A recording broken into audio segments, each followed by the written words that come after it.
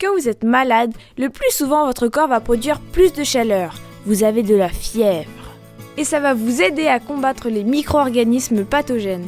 En fait, ça semble assez logique. On se sert de la chaleur pour cuire la viande, pour purifier l'eau ou pour désinfecter les instruments chirurgicaux, ce qui met les pathogènes littéralement à rôtir.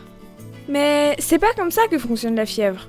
Il faut pas oublier que la température la plus faible qu'on utilise pour stériliser les aliments, c'est environ 65 degrés Celsius, alors que la fièvre dépasse rarement les 40.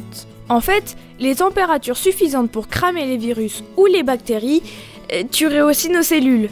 Alors, c'est vrai que quelques degrés de plus peuvent ralentir un peu la reproduction de certains micro-organismes. Mais le véritable intérêt de la fièvre, c'est de nous rendre encore plus forts.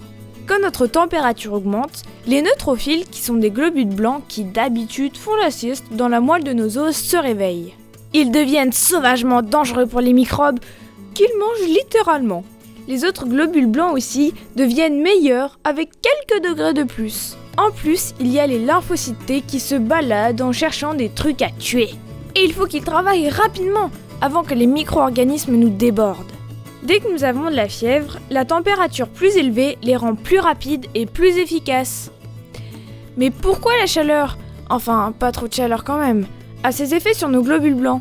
C'est paradoxal, mais c'est parce que le corps ne supporte pas d'avoir trop chaud. Regardez, quand vous courez sous le soleil l'été, vous commencez à risquer l'insolation. Tout simplement parce que vos cellules supportent mal d'avoir trop chaud. Et donc votre corps est équipé de tout un tas de dispositifs pour se refroidir. Par exemple, des cellules vont rapidement fabriquer des protéines dont le boulot est de tenter de réparer les cellules qui souffrent le plus de la chaleur. Quand vous êtes infecté par un micro-organisme, la fièvre permet, au moins un petit peu, de mettre en route toutes les solutions anti-chaleur. Les protéines anti-chaleur habituelles vont faire leur travail et améliorer le fonctionnement des lymphocytes T en les stabilisant dans le sang, pour qu'ils puissent plus facilement faire leur boulot de détection. Et puis, ces protéines auront l'impression que les micro-organismes sont juste des cellules qui souffrent de la chaleur. Elles seront bloquées et pourront plus facilement être dévorées, enfin phagocytées par les neutrophiles.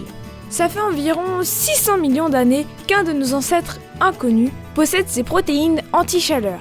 Tous les animaux qui descendent de lui les possèdent aussi, et ça les aide à se défendre contre les microbes.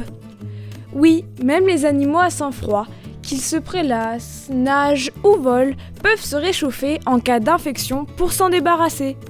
Et peu importe quelle espèce vous êtes, cette stratégie fonctionne toujours et encore, tout simplement parce que les quelques individus qui n'en seraient pas capables mourraient d'infection rapidement.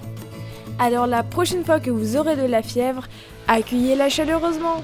Anti-chaleur, tu perds ton sang-froid. Repense à toutes ces cellules qui subsistent.